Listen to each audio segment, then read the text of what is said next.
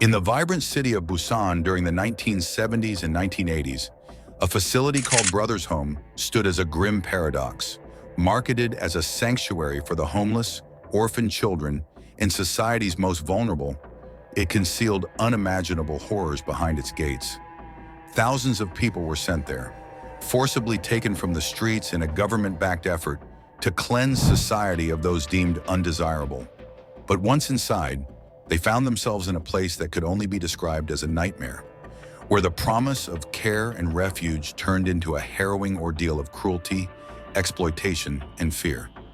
Many were lured into Brothers Home under false pretenses or taken without their consent. Only a fraction of the detainees were truly homeless. The rest included children, the disabled, and political dissidents, student protesters and activists who dared to oppose the government. Rounded up by police during crackdowns, these individuals were stripped of their freedom and plunged into a brutal world where survival was a daily battle. For the nearly 4,000 detainees at any given time, Brothers Home became a twisted arena of forced labor, torture, and dehumanization. Survivor accounts reveal that the facility operated like a militarized camp with a strict hierarchy enforced by fear. Inmates were grouped into platoons, led by other detainees handpicked by the director, Park In-gyun. These leaders were given power to enforce the rules, often through violent means, creating a system where survival meant submission or becoming part of the oppressive machinery. Every aspect of life inside Brothers Home was controlled.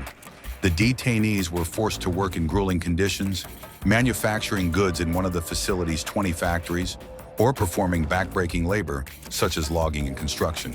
The work was unpaid and the profits lined the pockets of the facility's leadership.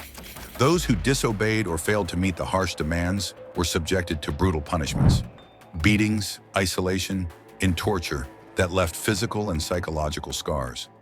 The parallels to the global phenomenon Squid Game are hard to ignore. In Squid Game, players are thrust into deadly competitions under the illusion of escaping poverty, with their lives hanging in the balance. Similarly, Brothers Home operated on a twisted logic where detainees were stripped of their humanity and forced to endure relentless suffering to survive.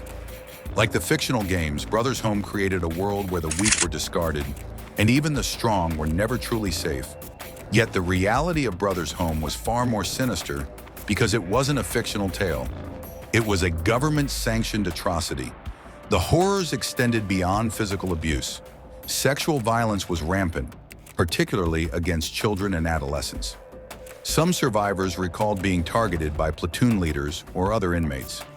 Others spoke of chemical restraints, where powerful antipsychotic drugs were forcibly administered to keep detainees subdued. Even in death, the dignity of the victims was stripped away. Bodies were secretly buried, cremated, or sold to hospitals, erasing evidence of the facility's dark practices. Perhaps most chillingly, Brothers Home was involved in human trafficking, disguised as international adoption. Children were falsely labeled as orphans, separated from their families, and sold to foreign adoptive parents. These children were scattered across the globe, many enduring further abuse in their adoptive homes. The facility's role in this dark trade remains one of the most damning aspects of its legacy. The nightmare persisted for over a decade, shielded by the very authorities meant to protect the vulnerable. Brothers Home thrived under the government's push to clean up the streets, particularly as South Korea prepared to host the 1988 Seoul Olympics.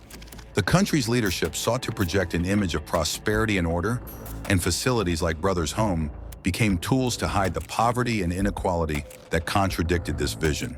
The truth about Brothers Home might never have come to light if not for a chance discovery in 1986. A prosecutor investigating reports of forced labor in the mountains uncovered the horrific conditions detainees faced. His findings led to a raid on the facility, exposing the abuse and forcing its closure. Yet justice was fleeting. While the facility was shut down, the perpetrators faced minimal consequences, and many of the victims' stories went unheard for decades. Today, the legacy of Brothers Home remains a haunting reminder of a dark chapter in South Korea's history. Survivors continue to fight for recognition and justice, their stories echoing the themes of desperation, exploitation, and survival that resonated so deeply with audiences of Squid Game. But unlike the fictional series, the suffering endured at Brothers' home was all too real. The question lingers, how could such atrocities happen in plain sight? How could a system built on promises of care turn into a machine of cruelty? Brothers' home was not just a failure of oversight, it was a deliberate choice by those in power to prioritize image over humanity. And as the survivors seek answers, their stories serve as a chilling reminder of what happens when silence and complicity allow darkness to flourish unchecked.